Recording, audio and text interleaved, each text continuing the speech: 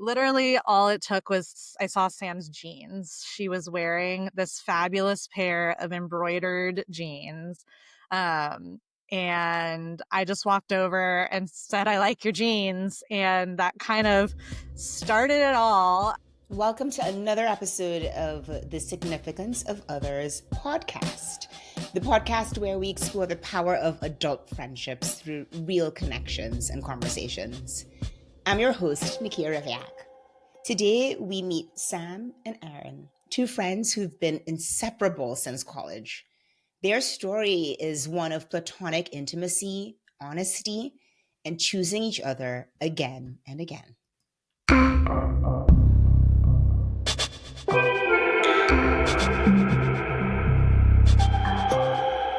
Once upon a time, there were two friends named Sam and Erin. We were both prospective students at American University. We were at the end of our senior year in high school, both of us, and had come to a prospective students overnight to kind of test out the school to see if it's where we wanted to be. And each of our hosts were friends with each other. And so kind of organized a group hang between some other prospective students and their hosts. And we all went down to Kramer Books Cafe, which is a bookstore and cafe and bar and one of my favorite places in the world. I was a very extroverted kid, but as I was getting into my teen years, was slipping more into my introverted, a little more shy, on the uptake self that I am today. And so was definitely feeling pretty nervous about meeting new people at this overnight and hoping I would find my place and find a place that I was excited to spend the next 4 years. And literally all it took was I saw Sam's jeans. She was wearing this fabulous pair of embroidered jeans. And I just walked over and said, I like your jeans. And that kind of started it all. I don't even barely remember the rest of our time spent together that night, but I'm sure we did spend more time. Maybe Sam remembers more. And then literally the next day, we both submitted our deposits to go there because we were like, I found a person who I connect with, I can find my people here. And I think because of that, we ended up being next door neighbors in the dorm. I think just because of the timing of those deposits and yeah, the rest is history. Yeah, we could have requested to room together, but I think we were both equally too shy. Yeah, we were both a little too nervous to be say, too eager. Do you want to live with me next year after one meeting? Yeah. But fate put us next door to each other. And Sam actually found recently, Facebook resurfacing old posts. One of our first, wall, when Facebook wall used to literally be a conversation back and forth. Some of our first wall posts to each other of shyly asking, which dorms did you rank as your top choices? So thankfully it all worked out. And after that freshman year of living next door to each other, we moved into an apartment together for the next few years. That first semester living next door to each other, we weren't not friends, but we didn't spend as much time together as one might think, I think. Yeah. And we were in very different degree programs, which when you're in undergrad, can have such an impact on who you see frequently.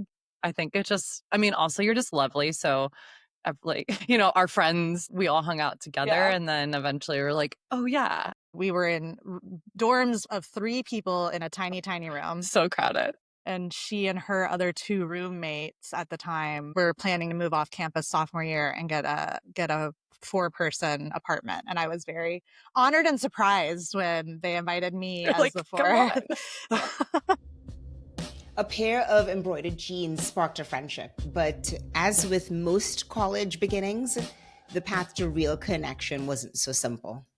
When you arrive in a new place, like a new job or a new school or a new city, there's so much influx of new people that I think you can kind of get not lost in the novelty of it, but you enjoy that arrival moment. And there's sort of a hesitancy to both let yourself explore, but also not wanting to anchor anyone else down too quickly, if that makes sense.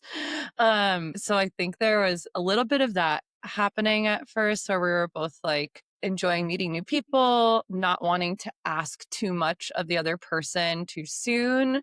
I think we, in some ways we lucked out that, you know, I think the connection that sparked at first was real, and that we share a lot of interests and curious, kind of playful or creative nature, and those values behind why we chose this school and this program, which was not that everything that happens to you when you're 19 translates to who you become as an adult, but even being in the honors program and knowing that Erin was someone who valued intellectual pursuits and art and learning, that was really important to me, that my friends also cared about those things. I was invested in school.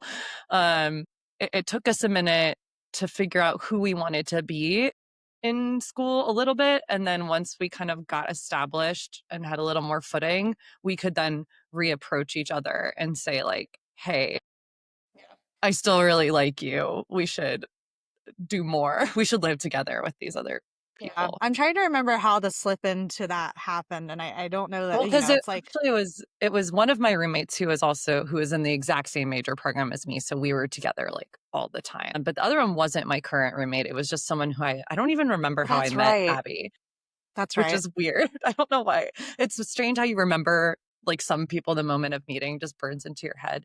Um, and we are all me and Abby and I were very extroverted and going out socially. And Erin was much more introverted at the time. And I think you and Victoria, who was we were sort of in a triad friendship with her for a long time, of the three of us were very close knit. And so I think she soothed my rambunctious energy enough for you to be able to re-enter the picture. Yeah, you were a bit intimidating to me at first, I think, of oh, okay, Sam's always going out and doing things and meeting people and And that is still true to this day, I that is think, to still an true to this extent. day. But right now we're much more secure in that those differences don't have to mean that, That we don't I don't fit know, we together. can't be friends. Yeah. I think initially there was it was certainly more that feeling of being happily included hmm because they were roommates, because they were together all the time. I feel like one of the big moments was we all started watching Sex and the City together in their dorm room, and that would just became our I don't know, nightly tradition of we all piled into their little bunk bed and Maybe it was watch this big.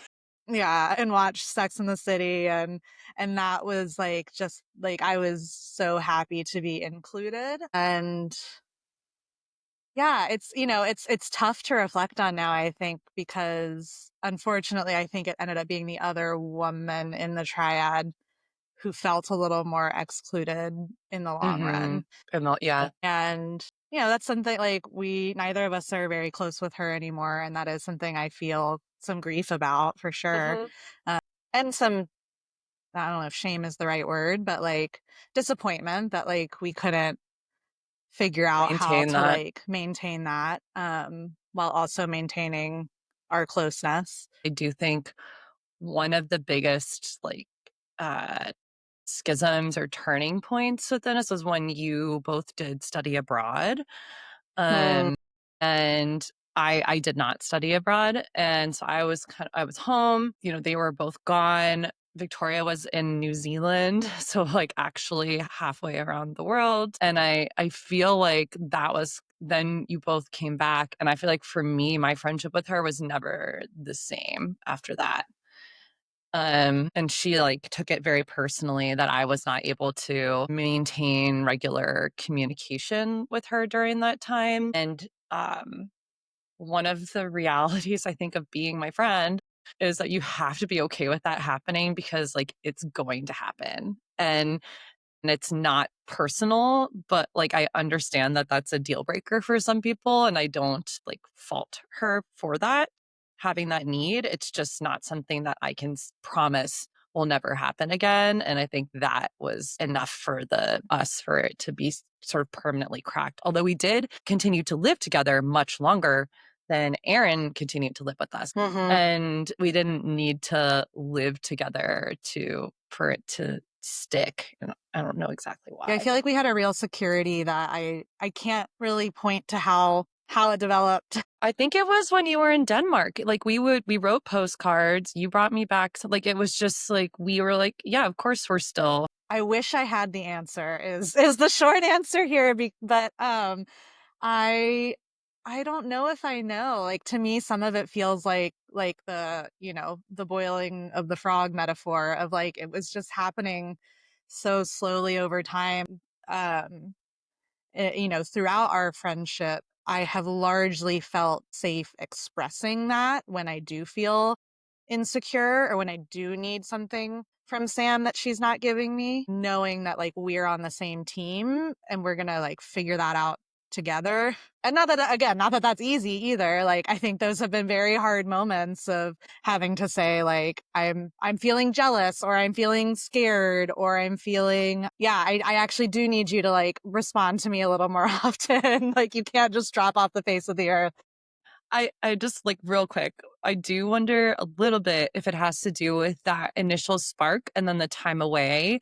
And then that we had already we'd had like a baby step practice of security and learning that we could trust the connection that we had, even though it was at this like very low pressure, low stakes level at first.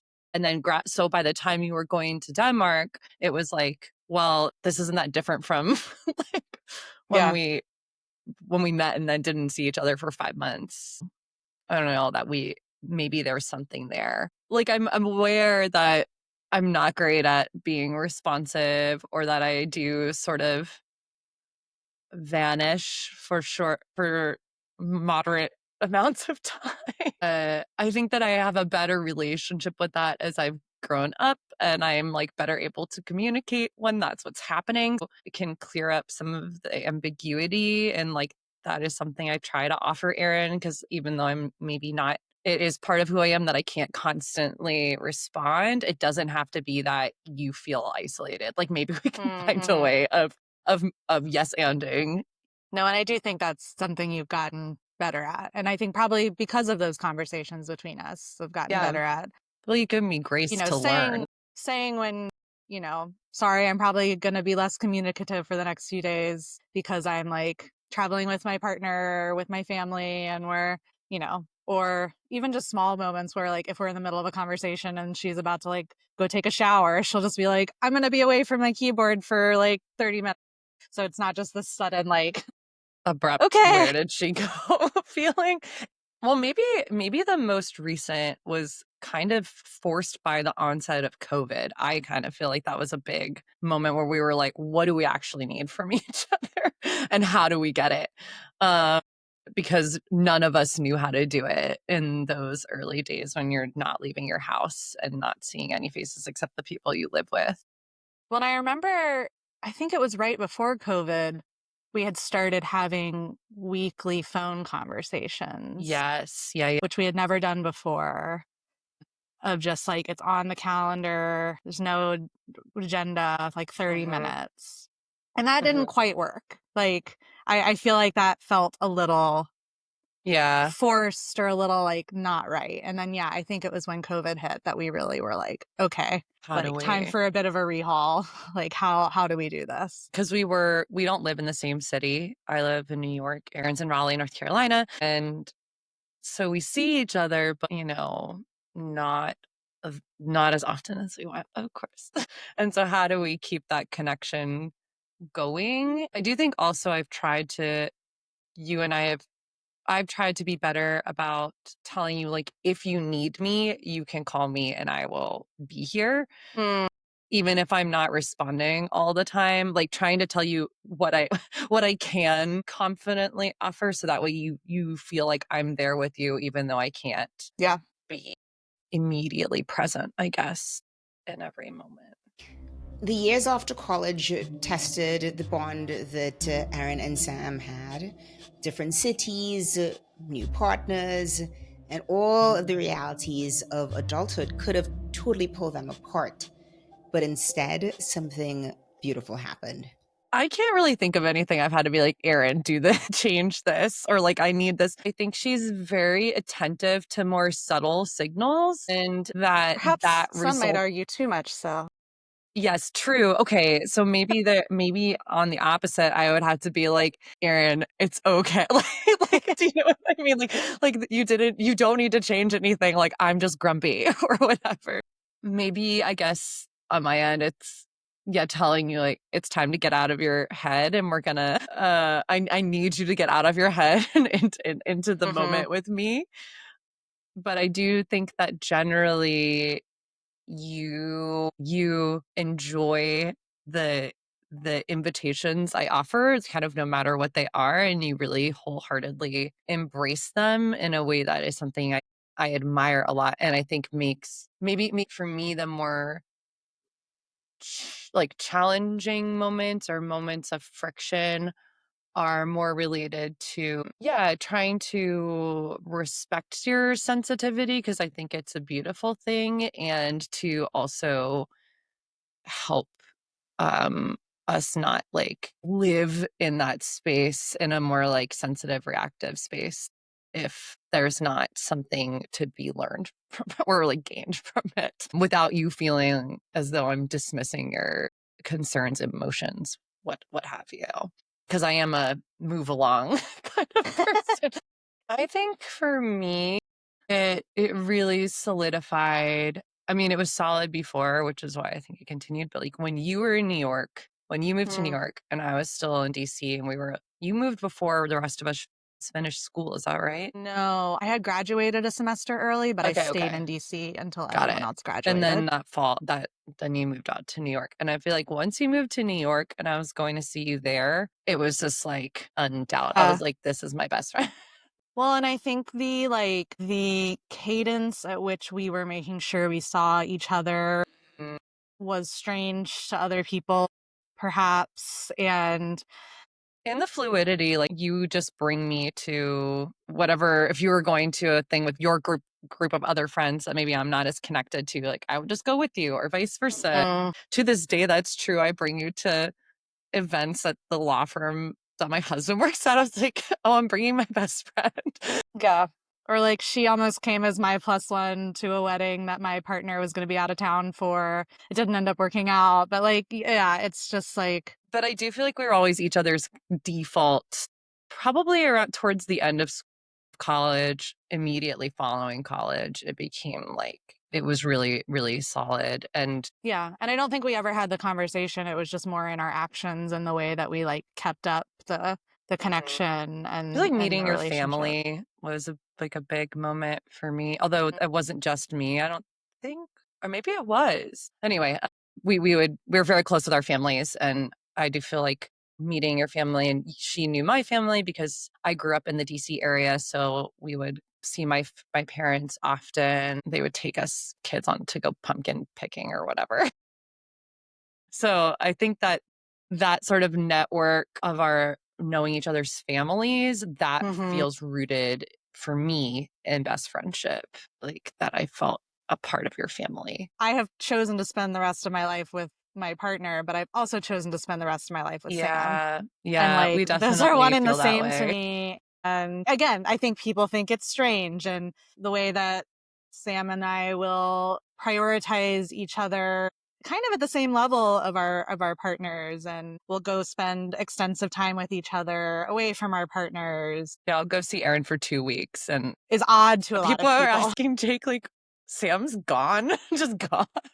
It's like, well, yeah, she is to go see Erin, but you've also I know we weren't best friends when I met or started dating Jake, but like we were very close. Or maybe we were best friends right around when we started dating because we had just moved into our apartment. And so you were like a non-negotiable in my romantic, like you as a priority. And even when I think about where I'm willing to live long term and all those things, it's like, well, I have to be able to get to Erin without it being a huge hassle. Like it needs to be like a direct flight or a car, I need these certain things to be met. And um I feel like Jake has always, I don't think he's Yeah. ever had jealousy or anything. He's I just think sort of been Sam the third wheel, having to explain to other people your and I connection, our and I connection. third wheeled y'all a lot in college, You third wheeled us. especially. He's the like, but it didn't feel that way. I don't know. For me, I do I'm think it's sorry. helped that we always have gotten along with each other's partners too. So it's never felt like I want to spend time with Sam, but I don't want to also spend time with Jake. When I go up to visit her in New York, we do things just the two of us and we do things all three of us. And like, it's never this like obligation of And having to also, if like you and do that. Jake, like, if I had to do something, you would be good. Like, you would, Yeah. you know. And yeah, I feel like it's similar with my partner, like who I started dating maybe a year into my time in New York. Yeah. Yeah, I mean at that point, especially Sam was just already like a non-negotiable core part of my life. I'm sure he heard about her within our first few dates. I would be surprised if not on the first date, but and something both with Sam and with my kind of childhood soul best friend Emily, he always just expressed like as soon as he met them how great my friends are, how much he loved my friends, and I think like understood that that connection, and I think has that with some of his long-term best friends more maybe than a lot of men do, and so understands that level of prioritization of close friends in our lives. I mean, I do think family friends were always a big part of my childhood, like having people my parents knew from college or from growing up who were present enough in my life as a kid that I knew them, that I saw them, almost like as an aunt or uncle figure. And I think my parents always did invest in friendships, often together. I think is how I saw it growing up. They would have like um, not a book club. It was almost like a spiritual group that they met with of other couples every month or so. And so, I did see ways in which they were ensuring that friendships, that relationships outside of their marriage got time. And then I do think some of it was just you meet that person, like, There's a it's, desire there's a for it. desire of that, like I meeting that think one of the soulmates in your life, and you want to make sure they stay that way. in those early days of our friendship, though, I do think both of our families did play a role in kind of backing up our investment and prioritization of each other. Of like, of course, Sam can come stay. Of course, you and Erin can do this. And that did help like reinforce and validate what we were doing. And so that's a privilege that we come from families that can offer that we, can feel safe asking that from. At least from my perspective, that played when we were young, I'm talking under 21, that played a really important role, feeling like I could ask my parents to also take my friend to the haunted forest that I wanted to go to. My mom, I think, is closer with her friends than her extended family. That was something I did grow up seeing and is something that I have really come to appreciate this year. My dad died unexpectedly. And so, like, I've really seen my parents' friendships come to the forefront and my friendships too. Erin has been a huge support for me during this time, and so have my mother's friends. And it's been rewarding for me to kind of see echoes of the intimacy that we've built in the relationships that my mom has with her friends. And yeah, I think that my dad would have been happy if I never had a romantic relationship. He was one of those guys. So friendships were great. We could do anything we I don't think I knew wanted. that about him. Well, because he just was like, yeah, I was just his baby. I don't know. Like, he loved Jake like a son, my husband for sure. But yeah, he was really, really supportive of the friendships and willing to do things and allow me to host people. It's so hard. Like, you fill my cup so much that prioritizing you feels easy and natural instead of you don't feel alone in that prioritization. That's something that I have struggled with in other friendships where it's uneven of one person is really prioritizing it. And there's ebbs and flows. We're not always 50-50. That is just not how relationships work. But it's always felt like it balances out to an equilibrium that feels very natural and sustainable. But I know that's not giving us enough credit. And I think that the rituals or these concrete ways that Nikkia wants to ask about are probably why, but it's easy to just do them without noticing. Like Erin and I have always been good gift exchangers, I guess, not necessarily expensive gifts or anything, but that's and I think that is one of my love languages for sure. But also I think it's a really nice one when you are not physically in the same place all the time, because you can have a tangible reminder of your relationship to this person. And also I think from the giving perspective, she and I like we make each other things. So there's this creative energy and anticipation and time from the giver's end that's going to Yeah. something. And while you're making it, it doesn't really require anything from the other friend. Like you can just be having this private meditation, for lack of, that makes it sound fairly lofty, but like just time set aside to mull over what you think this person would like, what reminds you of them. Like one year I did a whole incense gift for Erin, and I like wrote out this ritual and all this incense stuff. One year for me, like not I don't even remember what these occasions were for is the thing, Oh, but I just remember the gifts. Erin recorded a song on a CD which I completely forgot about, by the way. Sam telling brought me that she up got us recently. tickets to go see the Avett Brothers, which was like our favorite band at the time. I think it's the rituals started kind of through gift exchanges, and also through we cooked and baked a lot together. And I think that is still something to this day, even when we're apart, that is a way that we connect sometimes, is by sharing recipes or like making something the other person has made or that reminds us of each other. When we brought up earlier the postcards as well. I feel like that Yeah. was a really Snail big mail. early point of ritual and connection was snail mail. And I still have every postcard Sam's ever sent me Same. in a box in my closet. And it's I so remember I got inexpensive. this. It's so inexpensive. It's, only 5 lines of text.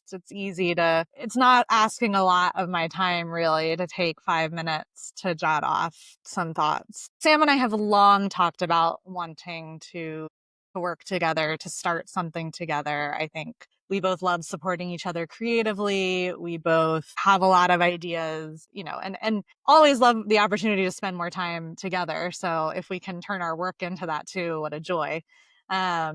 And have always thrown different ideas around. And simultaneously, we have always half joked, half seriously talked about having some sort of like friendship wedding ceremony to affirm our lifetime commitment to each We're going to other. do it. I just don't know when. Yeah. It has to happen.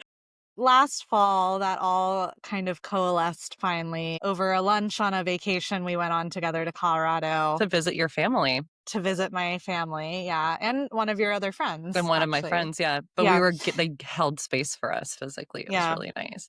Kind of all coalesced into this idea of what if we start creating the container for other people to have permission to prioritize their friendships this much, to be given tools and the space to have conversations about how friendship can fit into our other priorities, our busy lives, all those things. And our ultimate dream with it is to start hosting retreats for best friends where they can both carve out that space and then hopefully end with some sort of like ceremony to share with the other friends who are present. But that's a bit in the future. That's our big blue sky. I think for now we've started the Substack called Forevers with an S, and it's full of ideas and conversation starters around different ways to start building these habits, building these rituals, putting in that investment, stating that explicit intention. And I think part of I want us to be we're publishing about weekly. Like, I want there to be a lot of ideas out there because not everything's going to hit for every friendship, for everybody. And so I want people to have options to be able to take what works for their relationship and leave the rest. But ultimately, we're hoping to not lower the bar, but to show that the bar is more reachable than maybe people think it is, and that Make it doesn't into a have ladder to. instead of a bar. Like, it Yeah. doesn't have to be just you're looking up and we're like up here. And I thought your question about asking about our families and like what type of friendship modeling was really on point, because another thing that I really want this to grow into long term is a community of people that value and center platonic intimacy, and where we can have people that are in high school, and we can have people that are in college, and people that are in their 30s, people are 60s, 80s, whatever age gap friendships, all different models. And we can share that wisdom, I guess, and perspective. And so it doesn't have to be quite so, yeah, high and distant of a bar. And if we do, when we do, I'm going to just manifest it. When we do get to do these retreats, I want to build up over time where, like, if you've done them, then we'll have an annual gathering where everyone can kind of come together and check back Like a in with summer the camp community and their vibe, cohorts maybe. and meet other people, other friends. Because, you have couples friends. Like, why don't we have friend Friend couple couple friends. friends? Like, I want to meet my other friend's best friend. Like, and I don't and I think approaching that with security, a sense of security, and without jealousy is like what's hard right now, because it's like, well, if I'm hanging out with you and your best friend, then I know I'm not like at that Well, and same level. because we But what if, don't generally have language to express that commitment Mhm. to each other and how we value each other, or models of that. And I think that's part of what Sam's talking about is we want to bring forth the models of that. We often joke about like building the friendship archive as part Oh, of I this want to do that project so badly. of just like examples of these elevated friendships that aren't just ourselves, because we're not the only ones doing this. Some of the maybe feedback we've gotten since launching this at the start of the year is people who say, well, I think what you're doing is cool, but I haven't subscribed because I don't have someone like that. And I think what we've been trying to challenge both in our language and how we talk about it, and I want to challenge to people, is that if you have a friend you care about, we want you here. Like, this is for you, because it is about, at whatever stage any of your friendships are in, if you care about retaining those, deepening those, having those around for a long time, it takes some work and that takes some investment. And we want to give you the tools to do that. And a lot of trial and error, I think. Oh, yeah. You and I didn't just arrive here. It seems that way, right? The same way you look at people who've been married 50 years and you're like, oh, they just did it, you know?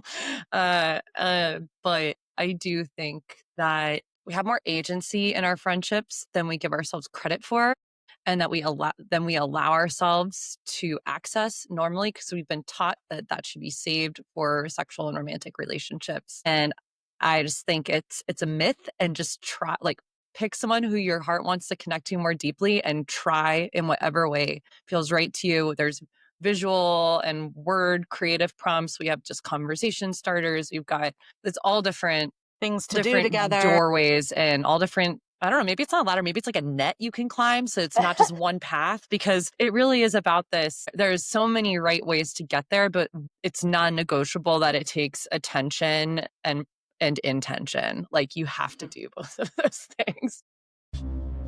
And their love for each other, so undeniable, just had to be shared. Erin, you have such a simple and gentle way of exploding my world out into things that inspire me and bring me alive. And you have been my muse in my physical art, but also are in many ways my muse for how I think about what I want my life to be. Sam, you constantly push me beyond myself in a way that I so appreciate, because I cannot just stay in my little safe tourist cave forever. We never talked about that. But I just think there's so much in my life that I would have not done without you being kind of the wind behind me or the person beside me. And you make me braver and better. And I love you so much. I love you too, my baby. Forever friendship. It's two words that Sam and Erin use constantly. And after listening to them, it feels exactly right. because this isn't a friendship that survived distance, difference, and time alone. It's this relationship that they have chosen over and over and over again. It's a partnership that has become as enduring as any other. Thank you so much for joining us for this episode of The Significance of Others. If you enjoyed listening, I would love for you to subscribe wherever you get your podcasts so that you will be the first to know when a new episode drops. Share this episode with a friend who means the world to you and help spread the good word and love of friendship. If you'd like to be part of the show, send me an email at thesignificanceofothers@gmail.com. I'd love to hear your story. And don't forget to follow The Significance of Others on Instagram for behind the scenes moments and updates. Until next time, keep celebrating the friends who make life meaningful.